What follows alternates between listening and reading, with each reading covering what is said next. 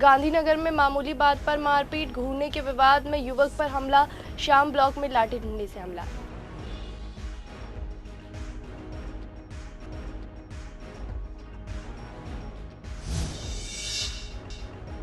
नंदनगरी में उमरदीन हत्याकांड पर जोरदार प्रदर्शन, परिवार ने शव सड़क पर रखकर मांगा इंसाफ, पुलिस ने शांत किया प्रदर्शन।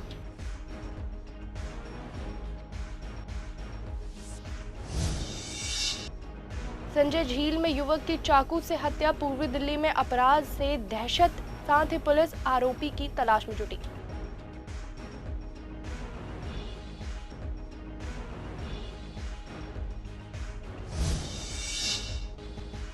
शादरा में पैसे के झगड़े में युवक पर हमला, उधार मांगने पर डंडे से पिटाई, पुलिस जांच में जुटी।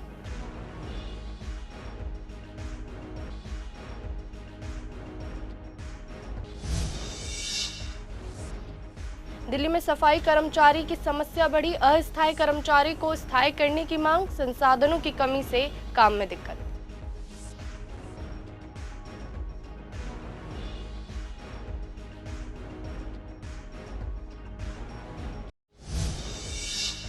नमस्कार, मैं कात्यायनी भारद्वाज स्वागत करती हूँ आपका आज के खास प्रोग्राम पूर्वी दिल्ली खास में। चलिए बढ़ते हैं खबरों की ओर।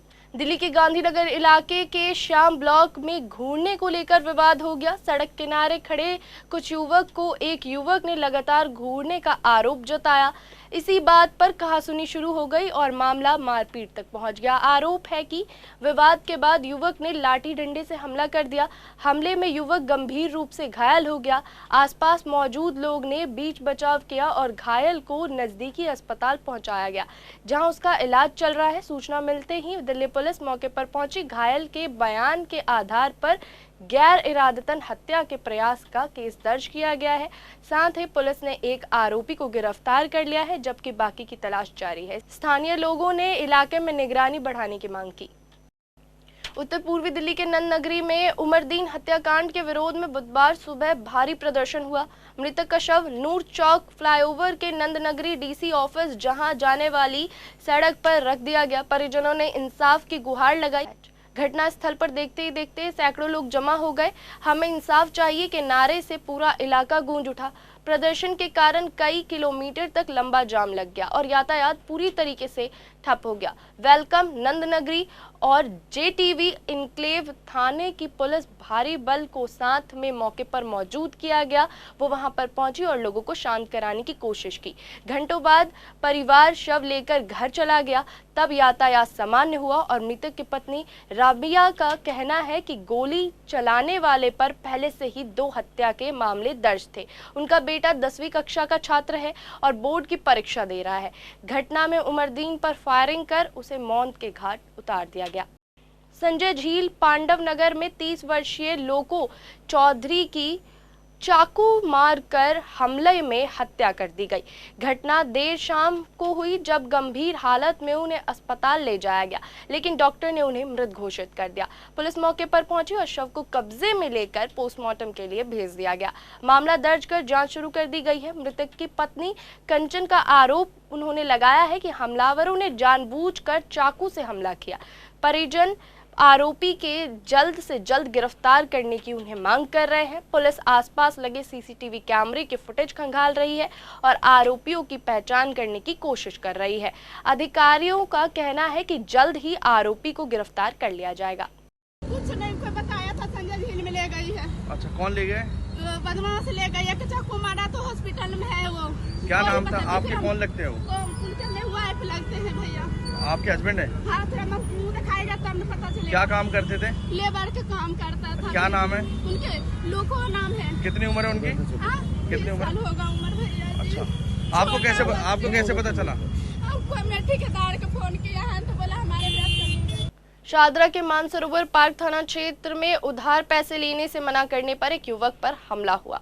आरोपी राहुल ने जानकार के साथ आया और डंडे से पीड़ित को पीछे से वार किया।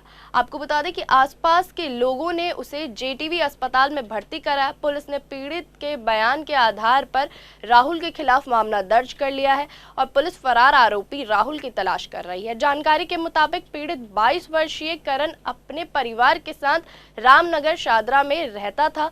उसका आरोप है कि उसके जानकार राहुल ने उससे पहले भी 4,000 रुपए उधार ले रखा था।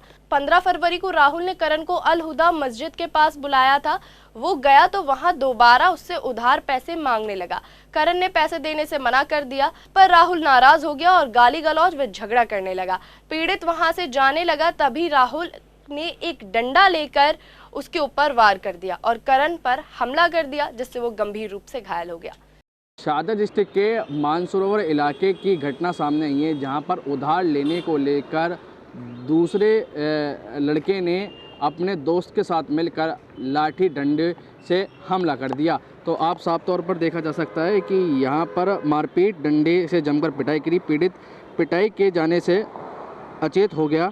लोगों ने पीड़ित को जीटीवी अस्पताल में भर्ती किया। उसके बयान पर पुलिस ने आरोपी राहुल के खिलाफ मामला दर्ज कर लिया।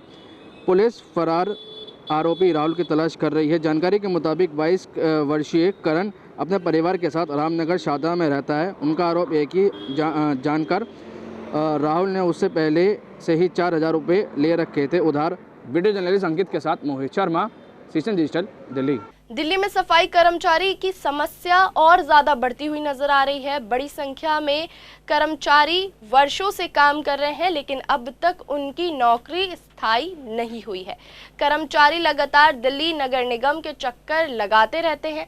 हर बार आश्वासन मिलता है कि उन्हें जल्द ही स्थायी कर दिया जाएगा, लेकिन अभी तक पूरा नहीं हुआ है ये काम, और इस अस्थायी होने के वजह से उन्हें कर्मचारियों को कोई भी सरकारी सुविधा नहीं मिल पा रही है और वो काफी ज्यादा इससे वंचित रह रहे हैं, जिससे आर्थिक और सामाजिक परेशानी बढ़ती जा रही है।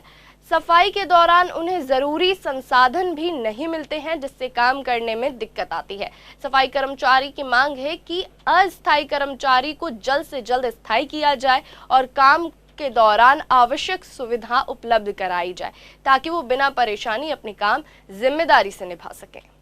दिक्कत तो इतने प्रशासन की हठधर्मी इतनी चल रही है कि ना तो किसी का 7CP MSCP किसी का लग नहीं पा रहा। अभी आश्वासन दे देते हैं प्रशासन, फिर वही काम चलता है। और अभी देखो किसी कच्चे कर्मचारी जो डिलीवरी जो कर्मचारी है उनका एरियर आना था, वो एरियर डिमांड में पड़ा है लोगों का, और जो पास हो चुका वो भी अब तक किसी को वार्ड में नहीं पहुंचा पा रहे। तो स्थायी तो मैं कुल ही शादरा साउथ जोन में जनरल कर्मचारी 26 कर्मचारी पक्के हुए हैं। अब तक 26 कर्मचारी पक्के हुए, नहीं CG के वैसे तो हुए बहुत, लेकिन जनरल कर्मचारी 26 आदमी पक्के हुए हैं। 26 कर्मचारी पक्का गया, उसके बाद कोई पक्का कोई फाइल चला ही नहीं रहा। शादरा साउथ जोन के अंदर कोई काम ही नहीं हो पा रहा है, ना तो फाइल हेडक्वार्टर जा रही है।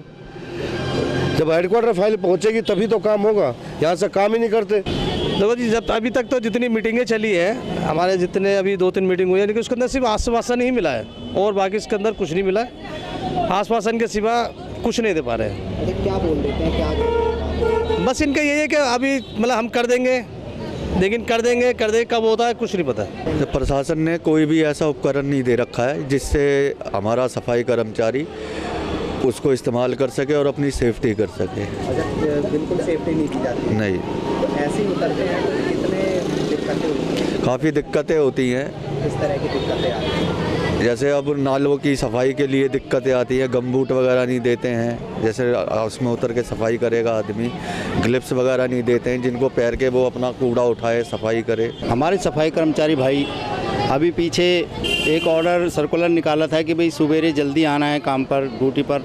लगभग सभी कर्मचारी, हमारी माता बहनें भी इसमें इन्वॉल्व हैं, जो कि बच्चों को स्कूल के लिए तैयार नहीं कर पाती हैं। और अब स्कूल में अब पेपरों का समय आ रहा है, तो मुझे तो ऐसा लग रहा है कि भाई प्रशासन की कहीं ये मंशा तो नहीं कि भाई हमारे बच्चे अनपढ़ रह जाएं, क्योंकि सख्ताई बरत रहे हैं कि भाई सुबह जल्दी आना है, साफ़ सफाई 7:30 बजे कूड़ा उठ जाना चाहिए, बहुत सारी सख्ताई कर रखी है। तो कर्मचारी इन चीज़ों से बड़ा टेंशन में है। गांधीनगर इलाके की गलियों की हालत बेहद खराब है। स्थानीय लोगों का कहना है कि सीवर पाइपलाइन डालने के लिए सड़क खोदी गई थी, लेकिन काम पूरा होने के बाद उसे वैसी ही हालत में छोड़ दिया गया। टूटी उखड़ी गलियों के कारण लोग को रोजाना आवाजाही में परेशानी होती है। गड्ढों के वजह से वाहन और पैदल चलने वाले लोगों को काफी ज्यादा जोखिम उठाना पड़ता है। बारिश में गड्ढों में पानी भरने से दुर्घटना की आशंका और बढ़ जाती है। स्थानीय निवासी ने कई बार प्रशासन से शिकायत की, लेकिन अभी तक कोई ठोस कार्रवाई नहीं हुई। अधूरे काम की वजह से धूल मिट्टी और कचरे की समस्या भी बढ़ गई है, जिससे आसपास रहने वाले परिवारों को स्वास्थ्य संबंधित परेशानी झेलनी पड़ रही है। स्थानीय लोग प्रशासन से जल्द सफाई और सुधार की मांग कर रहे हैं। यहाँ भैया हर दूसरे महीने ना ऐसे ही खोद देते हैं। सरकारों का यही काम है, चाहे कोई सी भी सरकार हो। पब्लिक इन पे ध्यान नहीं दे रही, अपने घरों पे ध्यान दे रही है बस। कोई सी भी गवर्नमेंट हो, कोई सी भी सरकार है। यहाँ से यहाँ तो बहुत ज़्यादा गड्ढे, आप ही देख लो ये सामने ही। परसों सीवर पड़े हैं इसमें, और आगे पीछे 8 नंबर में सीवर पड़ रहे हैं, 9 नंबर बन गई है और ये कूड़े का ढेर लगा हुआ है। अरे भैया दिक्कत है, आपके सामने देख लो, बच्चे को जाने में बहुत दिक्कत, गाड़ियाँ नहीं निकल रही, हर गली टूटी हुई है। सड़क खुदी हुई है यहाँ पे, एक्सीडेंट कितनी बार हो गए, कितने तो यहाँ लेडीज़ गिरी हुई है। यहाँ आधा बन गया, आधा और बनना चाहिए, इसको आधा पर क्यों छोड़ दिया। दिल्ली के कृष्णा नगर में आज अटल जन शताब्दी वर्ष के अवसर पर अटल कैंटीन का उद्घाटन हुआ।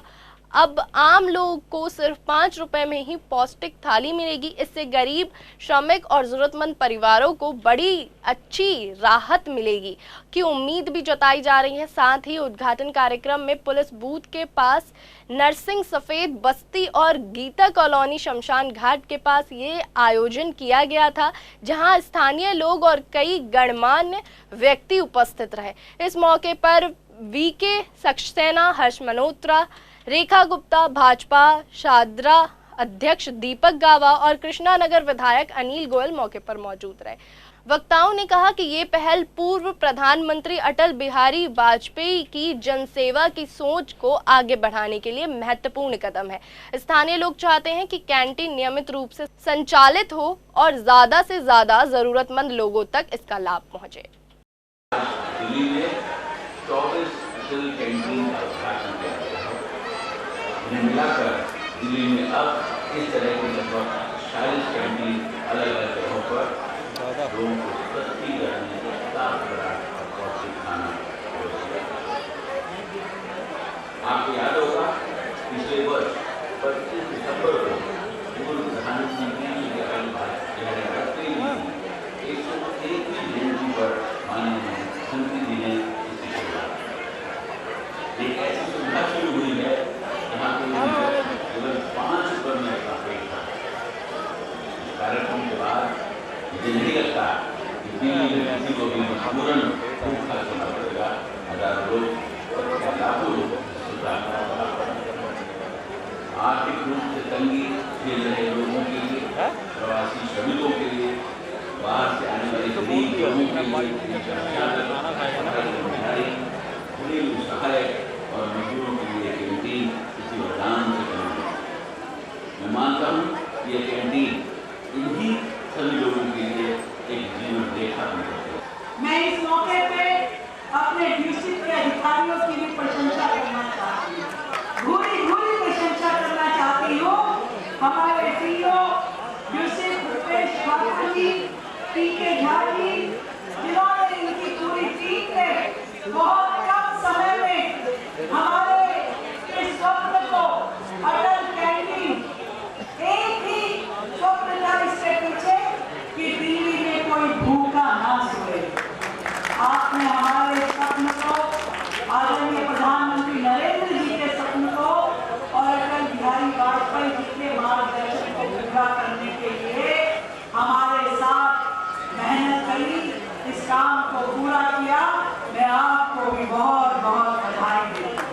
अटल कैंटीन जो हमारे गरीब भाई बहन हैं, मजदूर साथी हैं, उनको सम्मान देने के लिए, ये सिर्फ भोजन की बात नहीं है, ये उनके सम्मान की बात है, उनके आत्मविश्वास को बढ़ाने की बात है। आज 71 कैंटीन दिल्ली के अंदर लगातार चल रही है। देखिए, आप सोचिए 70,000 लोग प्रतिदिन और आगे आने वाले समय में 1 लाख होने वाले प्रतिदिन खाना खा रहे हैं। ये वो लोग हैं जो ज़रूरतमंद हैं और जिनको सिर्फ 5 रुपए में पौष्टिक खाना मिल रहा है। तो उन लाखों लोगों का सोचिए कि जिनको ये खाना खा रहे हैं, तो निश्चित रूप से उनके लिए बहुत ही सुखद बात है, उनके लिए सुखद आश्चर्य की बात है कि इतना क्वालिटी खाना सरकारी कैंटीन में मिल रहा है। और ये FSS गांधीनगर के पटेल गली सुभाष रोड पर एक विधवा महिला सिमरन वैद्य के कमरे से उसके सास ससुर ने लाखों रुपए के गहने 3.40 लाख नकदी चोरी कर ली। उनका आरोप है कि वो 14 फरवरी को अपने बच्चों को लेकर पिता के घर पहुंची थी।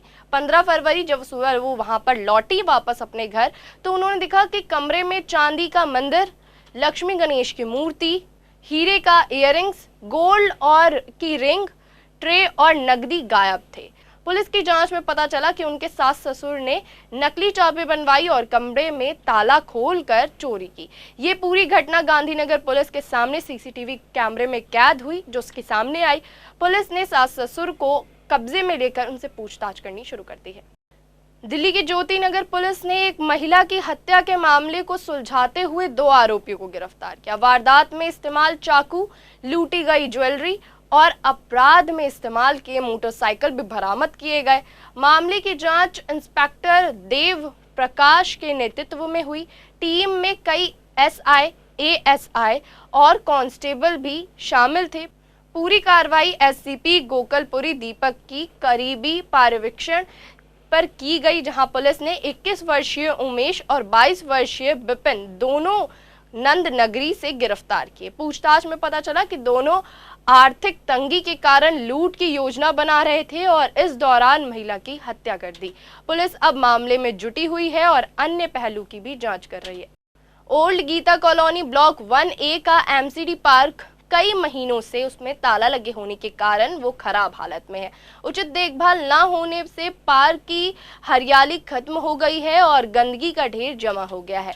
स्थानीय लोग का कहना है कि पार्क में बेंच टूटी हुई हैं, पेड़ पौधे सूख गए हैं और मूलभूत सुविधा की भी कमी नजर आ रही है। साथ ही बदहाली की वजह से ये जगह असामाजिक तत्वों जैसे कि नशेड़ियों, सट्टेबाजों का अड्डा बन गया है। इलाके में महिला और बच्चे अब यहां आने से डरते हैं। स्थानीय पार्षद संदीप कपूर ने बताया है कि मुख्यमंत्री डेवलपमेंट फंड के तहत पार्क की नवीनीकरण मंजूरी मिल चुकी है। जल्द ही सुधार कार्य भी शुरू किया जाएगा और पार्क फिर से सुरक्षित और हरा भरा बना दिया जाएगा। इस वक्त मैं मौजूद हूँ पूर्वी दिल्ली के old Gita colony 1A block में, जहाँ पर ये एक पार्क है जिसका नाम सुखीजा पार्क बताया जाता है। अगर देखें तो इसके जो मेन गेट है उस पर ताला जड़ा हुआ है। हालांकि पार्क को इसलिए बनाया जाता है कि जो आसपास के लोग हैं वो टहलने के लिए आ सकें, उन्हें स्वच्छ वातावरण मिल सके, बच्चे खेल सके। लेकिन वहीं दूसरी तरफ इसके मेन गेट पे ताला जड़ दिया गया है। एक तरह से इस पार्क को यहाँ के आसपास के लोगों के लिए बंद कर दिया गया है। जब हमने यहाँ पे लोगों से बात की तो उन्होंने बताया कि यहाँ पर रात के समय असामाजिक तत्व जमा हो जाते हैं जो यहाँ पर नशा करते हैं, जिसकी वजह से यहाँ पे डर का माहौल बन जाता है। हालांकि पार्क का जब हमने जायज़ा लिया तो पार्क में कोई भी सुविधा उपलब्ध नहीं है। यहाँ के जो फुटपाथ हैं वो पूरी तरह से जर्जर हालत में है। वहीं ना तो पार्क में घास है, वहीं यहाँ पर लोग पक्षियों को दाना डाल जाते हैं जिससे गंदगी और ज़्यादा फैलती है और घर का कचरा भी यहाँ पे डाल दिया जाता है जिससे पार्क और भी ज़्यादा खराब हो रहा है। वीडियो जर्नलिस्ट दीपाली के साथ अतुल शर्मा, CCN दिल्ली। दिल्ली पुलिस पखवाड़े के तहत शादरा जिला पुलिस ने एक खास पहल की। बुधवार को दिवंगत विद्यार्थियों को स्टेडियम में लाइव मैच दिखाया गया। ये मैच दक्षिण अफ्रीका और UAE के बीच अरुण जेटली स्टेडियम में खेला गया। विद्यार्थियों के लिए स्टेडियम में विशेष व्यवस्था की गई ताकि उन्हें किसी भी तरीके की कोई परेशानी ना हो। शादरा के DCP प्रशांत गौतम ने बताया कि अमर ज्योति स्कूल के बच्चों को मैच दिखाया गया। उन्होंने कहा कि पुलिस पखवाड़े के दौरान कई सामाजिक कार्यक्रम आयोजित किए जा रहे हैं। साथ ही DCP ने यह भी कहा कि दिल्ली पुलिस का काम केवल अपराध रोकना नहीं, पुलिस अपनी सामाजिक जिम्मेदारी भी पूरी करती है और समाज में हर वर्ग के साथ जुड़ने की कोशिश करती है। बार काउंसिल ऑफ दिल्ली के चुनाव की तारीख नजदीक आते ही चुनावी माहौल तेज हो गया है। गुरुवार शाम को प्रचार थम जाएगा, इसलिए सभी उम्मीदवार आखिरी समय तक पूरी ताकत लगा रहे हैं। इस बार चुनाव को लेकर खास व्यवस्था की गई है। दिल्ली हाई कोर्ट परिसर में महिला अधिवक्ता के लिए अलग लाइन बनाई गई है। उनकी एंट्री गेट नंबर 3 से होगी, जबकि पुरुष अधिवक्ता के लिए अलग गेट तय किया गया है। हालांकि बाहर निकलने के लिए एग्जिट गेट एक ही रखा गया है ताकि भीड़ और अव्यवस्था से बचा जा सके। प्रशासन ने चुनाव को लेकर अभी तैयारियां सारी पूरी कर चुकी है। सुरक्षा के भी कड़े इंतजाम कर दिए गए हैं। अब सभी की नजर इस पर है कि इस बार बार काउंसिल ऑफ दिल्ली के चुनाव में जीत किसकी होगी। अभी जो रिजर्वेशन हुआ है वो जिस हिसाब से मिलना चाहिए वो भी नहीं मिला है हमें हमारा राइट। तो हम ये चाहते हैं कि एटलीस्ट जो है 50% तो हमारा रिजर्वेशन होना चाहिए। किस तरीके से मानते हैं, जैसे कि यहाँ पर बहुत सी महिला वकील चुनाव लड़ रही हैं, तो क्या वाकई में लगता है कि ये कुछ कर पाएंगी? बिल्कुल कर पाएंगी। महिलाएं घर संभाल सकती हैं तो क्या यहाँ नहीं कर पाएंगी? आज चुनाव का लास्ट डे है और सभी प्रत्याशी अपना पूरा आज बेस्ट देने की कोशिश कर रहे हैं, उनमें से हम भी हैं। मैम क्या क्या मुद्दे रहेंगे? जी, मुद्दे मेरे वेरी क्लियर, बहुत खोखले वादे नहीं कर रही मैं। अपने विजन के अंदर मैंने डाला हुआ है first thing advocate protection act. इसकी बात कोई नहीं कर रहा। इफ़ आई एम इलेक्टेड, मैं यहाँ पर दिल्ली बार काउंसिल के अंदर एडवोकेट प्रोटेक्शन एक्ट ज़रूर लागू करूँगी। राजस्थान के अंदर एडवोकेट प्रोटेक्शन हो गया है लागू वहाँ पे बार काउंसिल के अंदर, तो हम दिल्ली के अंदर भी करेंगे। नहीं, महिला रिजर्वेशन ऑलरेडी इसमें जो है 30% हुआ है, जिसमें 5 जो है वो जो है इलेक्टेड है और 2 जो है कोऑप्टेड सीट इसमें जो है की गई है। इसमें सबसे बड़ी बात ये है, मेरा जो इसमें मेन पर्पज़ है इलेक्शन लड़ने का, वो पर्पज़ ये है, उसे मैं बताना चाह रही हूँ। पहला कि बैलेट जो है वो एक ही है। बहुत सारे लोगों को ये कन्फ्यूज़न है कि महिला अलग है वोटिंग के लिए और जो है मेल का जो है वो अलग है, बट ऐसा नहीं है। एक ही बैलेट होगा जिसमें 1 2 3 करके आपको प्रेफरेंसेस देने हैं। It is a kind of general, but 5 seat lady. फिलहाल खबरों के सिलसिले में बस इतना ही। ऐसे ही ताज़ा, तमाम और बड़ी अपडेट के लिए जुड़े रहें CCN डिजिटल के साथ।